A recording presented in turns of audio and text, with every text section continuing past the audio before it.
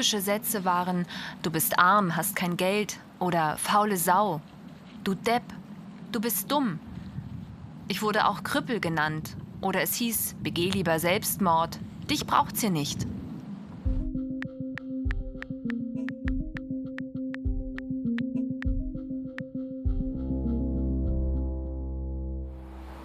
Hassbotschaften im Internet, in den sozialen Medien, Beschimpfungen und Beleidigungen, angreifende Kommentare. Kennt ihr das auch? Ja? Dann seid ihr nicht allein. 14% haben schon mal Mobbing im Internet erlebt. 16% kennen es aus der Freizeit. 30% sind schon mal in der Schule oder auf dem Heimweg gemobbt worden. Wie fühlt sich Mobbing an? Wie gehen Menschen damit um? Wie kann man sich gegen Mobbing zur Wehr setzen? All das will ich herausfinden.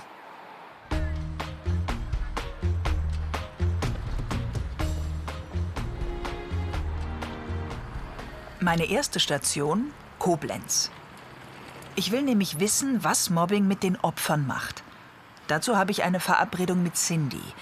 Viele kennen sie aus den sozialen Medien. Sie ist auf Instagram, hat als YouTuberin über 48.000 Abonnenten und auf TikTok sogar über 650.000 Follower. Der Barmann sagt, der letzte Drink für dich. Und okay, weiß wie es klingt, bevor ein Herz zerbricht. Der sie schenkt mir nach, weißt du, willst es sehen. Deine schwarzen Augen brennt die Welt so schön. Hi.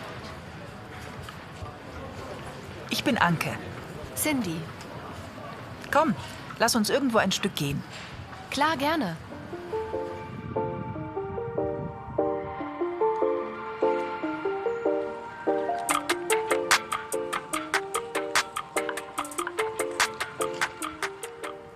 Du bist in deiner Jugend gemobbt worden. Erzähl mal, wie das so war. Ja, meine Eltern sind beide gehörlos. Ich bin in einem gehörlosen Umfeld aufgewachsen. Hörende kannte ich praktisch nicht. Im Kindergarten traf ich zum ersten Mal hörende Menschen und ich habe gemerkt, die leben anders als ich. Und Gebärdensprache ist nicht üblich. Die Kinder wollten nicht mit mir spielen. Ich hatte bunte Hörgeräte. Sowas kannten sie nicht. Ich habe gebärdet und nicht gesprochen. Sprechen habe ich erst mit 3 bis 4 Jahren von meiner Oma gelernt. Vorher konnte ich es nicht. Die Kinder hatten Berührungsängste und sie haben mich gemobbt. Sie haben mich mit Sand beworfen. Sie haben mich bespuckt, wenn ich mitspielen wollte. Ich wurde ausgelacht. Typisch war auch, dass meine Kleidung versteckt wurde. Wenn wir rausgegangen sind, waren meine Schuhe weg. Die Mütze war unauffindbar oder die Handschuhe waren verschwunden. Ich hatte die ganze Kindergartenzeit überhaupt keine Freunde. Ging das in der Schule dann weiter?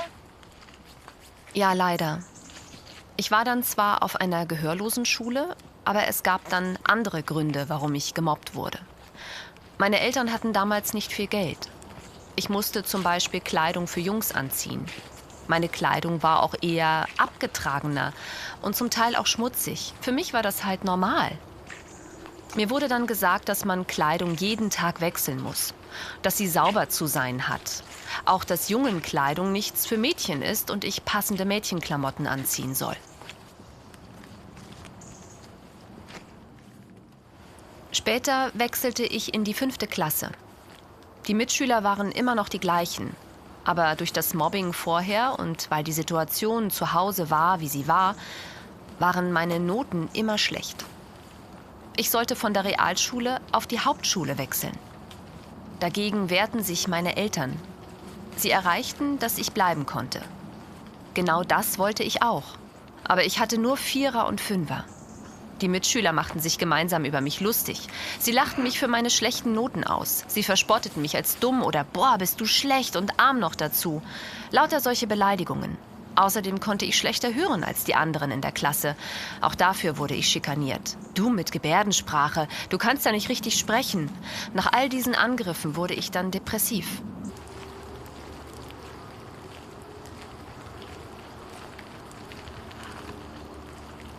Was du erzählst, bringt mich zum Nachdenken. Was hat das psychisch mit dir gemacht? Meine Gefühle waren mir lange nicht klar. Ich konnte sie nicht einordnen. Als ich es dann verstand und es rausgelassen habe, hat mich das innerlich kaputt gemacht. Ich fühlte mich wertlos. Ich stellte die Frage nach dem Sinn meines Lebens. Warum bin ich hier, wenn mich doch alle nur ablehnen? Ich hatte Selbstmordgedanken. Wenn mich alle abweisen, dann verdiene ich es nicht, hier zu sein. Ich habe so viele negative Erfahrungen gemacht. Das hat dann zu einem Zusammenbruch mit Depression geführt. Puh. Danke, dass du so offen warst. Das erfordert wirklich Mut, danke. Wir werden uns ja später noch mal treffen.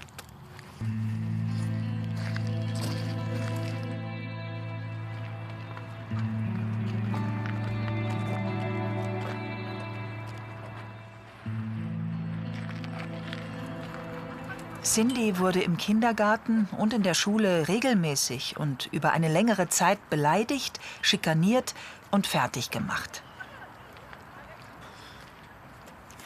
Sie wurde vor Ort gemobbt. Inzwischen verlagert sich immer mehr Mobbing ins Internet.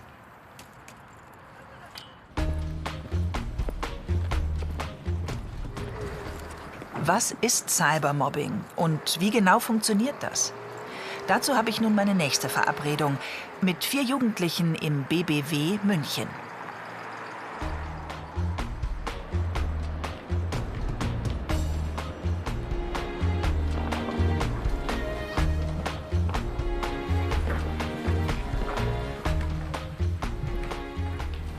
Hallo, ich bin Anke.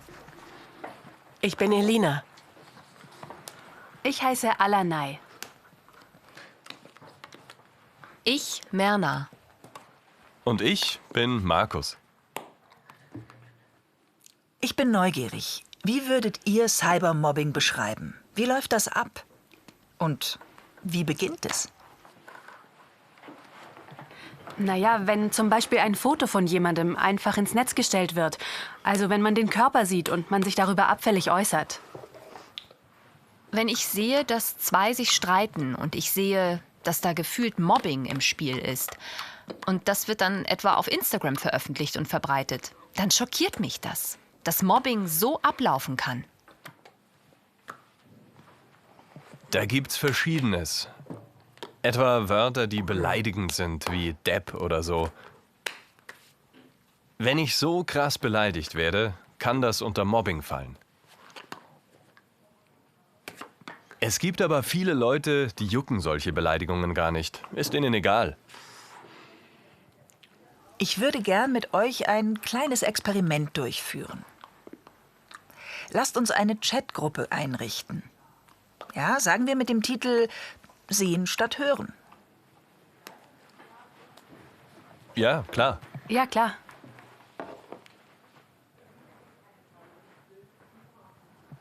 Gut. Ciao. Mal schauen. Ich habe da schon mal was vorbereitet. Ein Bild von mir. Ein bisschen lustig verfremdet. Schaut mal.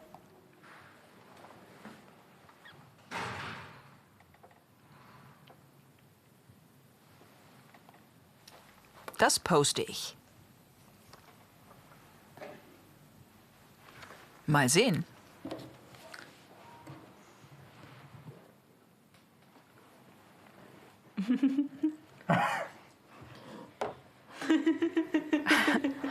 Sieht toll aus.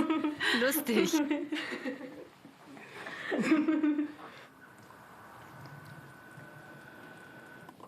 Jetzt trudeln die Kommentare ein. Haha, lustig. Lachen. witzig? Das ist für mich kein Mobbing, da ja das Bild selbst gestaltet wurde. Das ist eher Schabernack. Klar.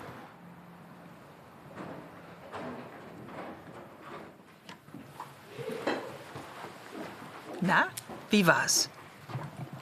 Wenn ich das lustige Bild auf Fotopapier habe und es gefällt mir nicht, dann kann ich es einfach zerreißen und in den Müll werfen. Die Sache ist erledigt. Aber einmal in WhatsApp gepostet, verteilt es sich und bleibt für immer. Bei Facebook und Instagram ist es genauso. Einmal verschickt, bleibt es. Habt ihr sowas schon mal erlebt? Dass etwas in den sozialen Medien verbreitet wurde, obwohl ihr das nicht wolltet? Klar, wenn man etwas in eine private Gruppe postet und es wird von dort dann einfach weitergeleitet und verbreitet sich überall, dann fühlt sich das nicht gut an. Das ist auch unfair, dass es nicht in der Gruppe bleibt. Einfach schade. Ich habe sowas zum Glück noch nicht erlebt. Ich weiß aber von Freunden, dass sowas häufiger passiert. Das bedrückt mich, daher passe ich sehr auf meine Bilder auf. Datenschutz und so. Ich hatte mal einer Frau ein Bild vom gemeinsamen Schwimmen im Bikini geschickt. Das hat man einfach an einen Jungen weitergeleitet und der hat es auf Facebook verbreitet. Das habe ich aber nicht mitbekommen, bis mich jemand darauf angesprochen hat, ob ich das Bild schon gesehen habe. Facebook interessiert mich null, daher habe ich es nicht gesehen. Als ich es sah, war ich geschockt. Ich habe den Jungen gebeten, es zu löschen, weil ich dieses Bild nicht in der Öffentlichkeit zeigen wollte. Mein Körper wurde zur Schau gestellt. Ich wurde abgewertet. Danke, dass ihr das so offen erzählt. Ihr habt bestimmt auch schon mal negative Kommentare erhalten. Vielleicht sogar Hassbotschaften. Wie ist das für euch? Wie geht ihr damit um? In meinem Fall mit dem veröffentlichten Bild waren die Kommentare darunter negativ, sexistisch und sie haben sich um meine Figur gedreht. Das hat mich wahnsinnig verletzt. Das war unterste Schublade. Ganz übles Mobbing. Mein Körper wurde öffentlich zur Schau gestellt. Wie geht man damit um? Also erstmal direkt die Person, die es gepostet hat, bitten, es zu löschen. Wenn das nicht funktioniert, würde ich in der Schule zur Lehrerschaft gehen. Und wenn das alles nichts bringt, Anzeige erstatten. Mein Bild wurde ja nach meiner Bitte sofort gelöscht. Aber das wären meine Vorschläge. Auf Instagram sieht man immer wieder Hasskommentare. Das erschreckt mich sehr. Ich schreibe dann häufig drunter, dass man es doch nicht so krass schreiben muss. Man kann Dinge auch anders formulieren.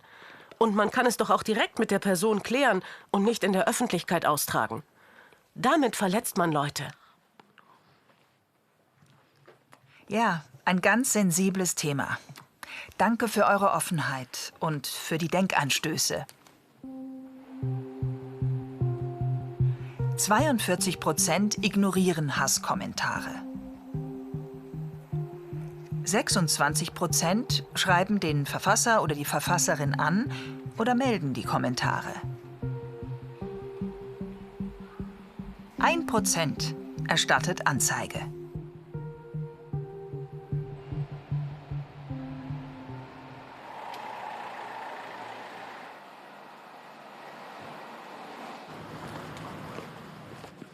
Macht es für die Opfer einen Unterschied, ob sie am Schulhof gemobbt werden oder übers Internet? Was sind das für Menschen, die andere mobben? Welche Motive haben sie? Und was sind das für Personen, die dabei zuschauen? Was ist für sie typisch? Das möchte ich als nächstes eine Psychologin fragen. Und dazu bin ich hier im Evangelischen Beratungszentrum in München.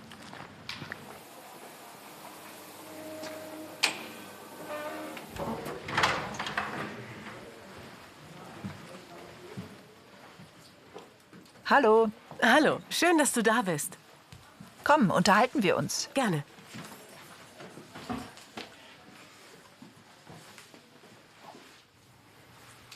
Neben Mobbing auf dem Schulhof verbreitet sich Cybermobbing immer mehr. Wenn man das jetzt vergleicht, wo sind da die Unterschiede? Auf dem Schulhof wird immer schon sozial interagiert. Da wird gespielt, Freundschaften entstehen, man ärgert sich, auch Konkurrenz wird ausgetragen. Es kommen Aggressionen und Schlägereien vor. Ein Umfeld zum Lernen. Cybermobbing hat eine andere Qualität, denn einmal im Netz verbreiten sich Dinge rasend schnell. Das Publikum ist riesig. Inhalte bleiben ewig. Sie können nicht gelöscht werden. Online kann Mobbing rund um die Uhr stattfinden. Das Opfer hat keine Rückzugsmöglichkeiten, ist ausgeliefert. Außerdem schauen sich hier die TäterInnen und die Opfer nicht in die Augen. Die Hemmschwelle sinkt und es wird extremer gemobbt. Die Empathie für das Opfer geht gänzlich verloren. Wie wirkt sich das auf die Psyche aus? Für die Opfer ist es ein Dauerstress. Der kann zu körperlichen Symptomen führen, wie Schlafstörungen, Essstörungen, Depressionen, selbstverletzendem Verhalten und anderem. Mobbing kann also für die Opfer gravierende Folgen haben. Was sind die TäterInnen typischerweise für Menschen? Was ist deren Antrieb bzw. deren Motivation? Typisch für TäterInnen ist, dass sie Macht und Anerkennung suchen. Manchmal wollen sie auch von eigenen Problemen ablenken. Viele haben Gewalt im Elternhaus erlebt. Oder sie haben Eltern, die sich nicht für ihre Kinder interessieren. Solche Menschen können zu TäterInnen werden. Und dann gibt's ja noch die MitläuferInnen. Was sind das für Menschen? Aus welcher Motivation heraus handeln die? Neben den TäterInnen gibt es die MitläuferInnen. Eine Gruppe, die gemeinsam das Opfer mobbt. Das entsteht aus dem Gruppendruck, aus der Gruppendynamik heraus, sich den TäterInnen anzupassen. Sie können also selbst zu Mobbern werden. Darüber hinaus gibt es eine weitere Gruppe, die wegschaut und Angst hat. Die sich nicht aktiv beteiligt, dem Opfer aber auch nicht hilft, sondern einfach nichts tut. Häufig aus Angst. Wie kann man sich als Mensch, der ständig gemobbt wird, schützen?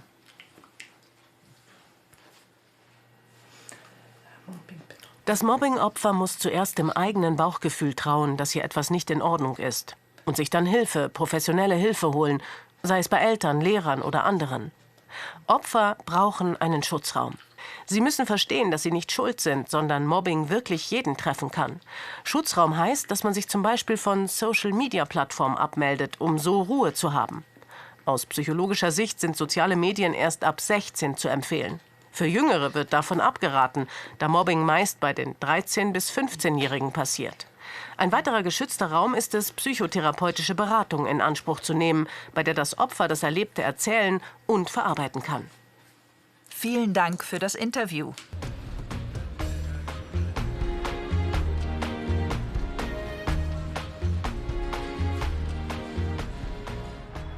Was kann man nun gegen Mobbing tun? Das will ich hier in Frankfurt erfahren. Und dazu besuche ich eine Schule, die an einem ganz besonderen Programm teilnimmt.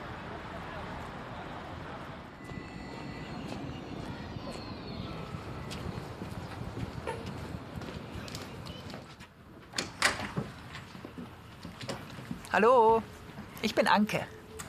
Hallo, ich bin Indra. Schön, dich zu treffen.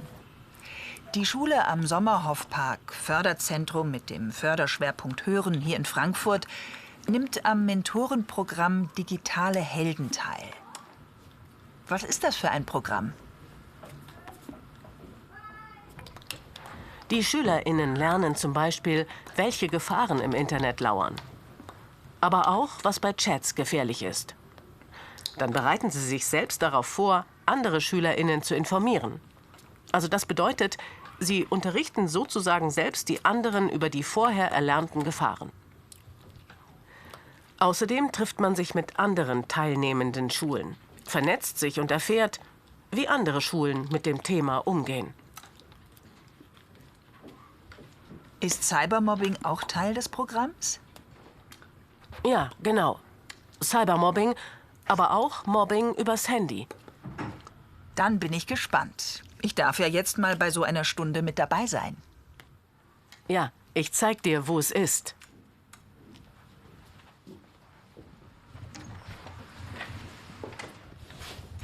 Hier ist der Klassenraum. Tschüss. Hinter der Tür hier sitzt jetzt die 9. Klasse. Ich gehe mal rein. Hallo, schön hier zu sein. Schön, dass du da bist. Hi, ich bin Anke. Gut.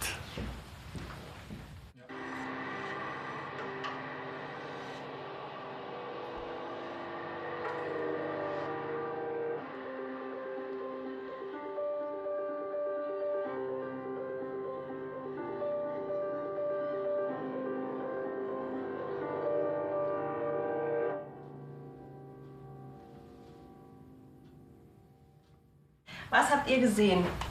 Inhaltlich. Gia. Man hat auch viele Bilder gesehen von verschiedenen Personen. Ich habe viele schlimme Bilder gesehen und viele Beleidigungen. Wie lange braucht es, bis man sagen kann, okay, jetzt ist es Mobbing als Beispiel? Ist es 1 Tag, 2 Tage oder 1 Jahr oder Jenny? Dauert so 3 Wochen, 3 Monate. Also ich denke, dass Mobbing anfängt so ab nach der ersten Woche. Aha. Wir haben verschiedene Personen uns überlegt, die hier vorne liegen. Und ihr sollt jetzt mal jeder euch eine Person ziehen und dann lesen, was macht diese Person. Und dann später machen wir das Spiel zusammen zum Thema Mobbing. Okay? Bitte kommt mal nach vorne.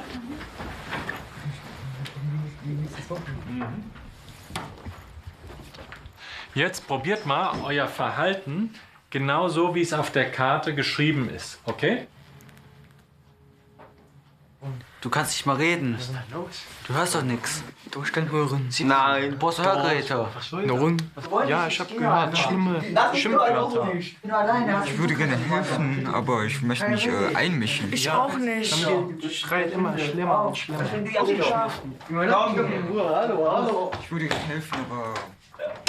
Und jetzt können wir ja mal überlegen, was kann anders ablaufen?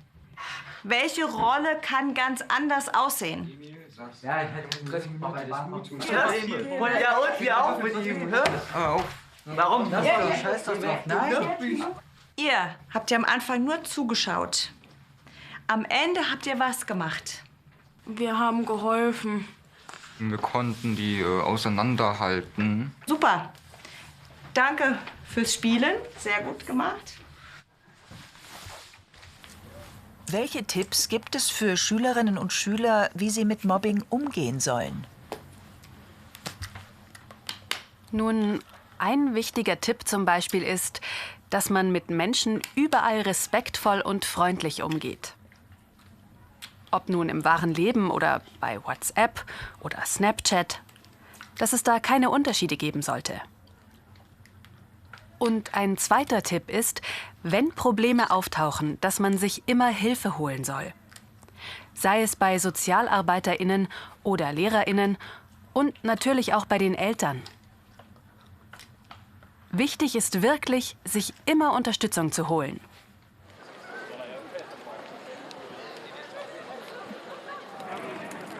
Was tut der Staat gegen Mobbing? Kann die Polizei da tätig werden und den Opfern helfen? Um das herauszufinden, bin ich auf dem Weg zur Polizei hier in München. Ich treffe nämlich eine Polizeihauptmeisterin. Die wird mir meine Fragen hoffentlich beantworten. Hi. Hi. Gehen wir rein? Ja. Hallo. Hallo. Hallo. Geht's Ihnen gut? Ja, danke. Lassen Sie uns doch ein Stück gehen noch. Okay. Ja? Sie sind Jugendbeamtin. Gibt es ein Gesetz gegen Mobbing?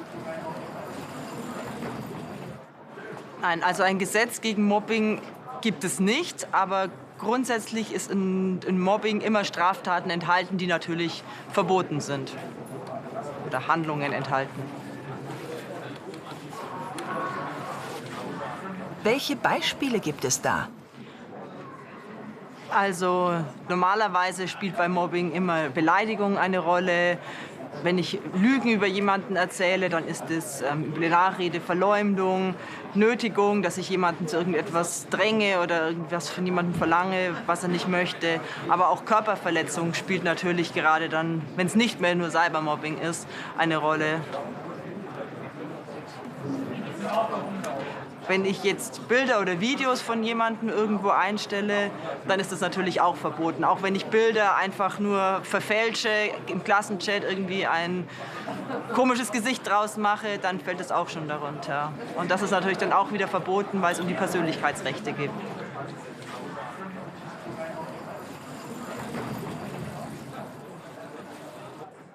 Haben Sie Tipps, wie man Mobbing begegnen soll? Also wenn man betroffen ist von Mobbing, von Cybermobbing insbesondere, auf jeden Fall Mobbing immer melden. Nicht hoffen, dass es von alleine aufhört oder besser wird, das wird es nicht, sondern sich jemandem anvertrauen und gerade beim Thema Cybermobbing Screenshots anfertigen von Chatverläufen, dass die Beleidigungen oder Sprüche oder Fotos, die auch vielleicht da gemacht wurden oder weitergegeben wurden, dass wir die als Beweismittel einfach haben. Das macht es für uns viel einfacher.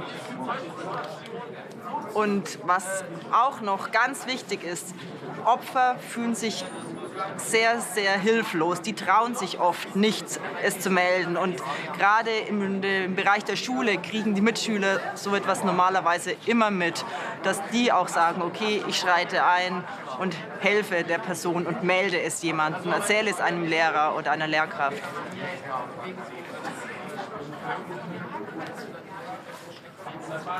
Herzlichen Dank. Ich habe viel gelernt. Gerne. Also, Mobbing ist kein eigener Straftatbestand. Aber Mobbing beinhaltet immer strafbare Handlungen, wie Beleidigung, Verleumdung, Erpressung, Bedrohung, Nötigung oder Verletzung des Rechts am eigenen Bild. Nun treffe ich noch mal Cindy. Ich will wissen, wie sie es geschafft hat, damit fertig zu werden.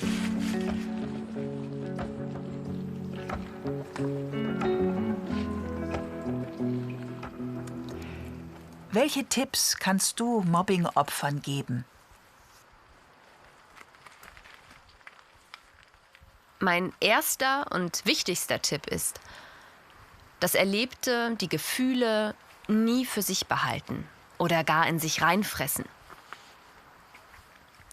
Denn das macht alles noch schlimmer und kann böse Folgen haben. Wenn man gute Freunde hat, sich denen anvertrauen. Wenn gerade niemand da ist, kann man das Erlebte auch auf Papier bringen, es sich von der Seele schreiben. Auch das kann sehr hilfreich sein. Das kann ich aus eigener Erfahrung sagen. Und mein zweiter Tipp ist, wenn es einem schlecht geht, sollte man sich professionelle Hilfe holen und eine Therapie machen. Danke. Gern. Mobbing ist absoluter Mist und niemals Spaß. Mobbing ist eine Form von Gewalt.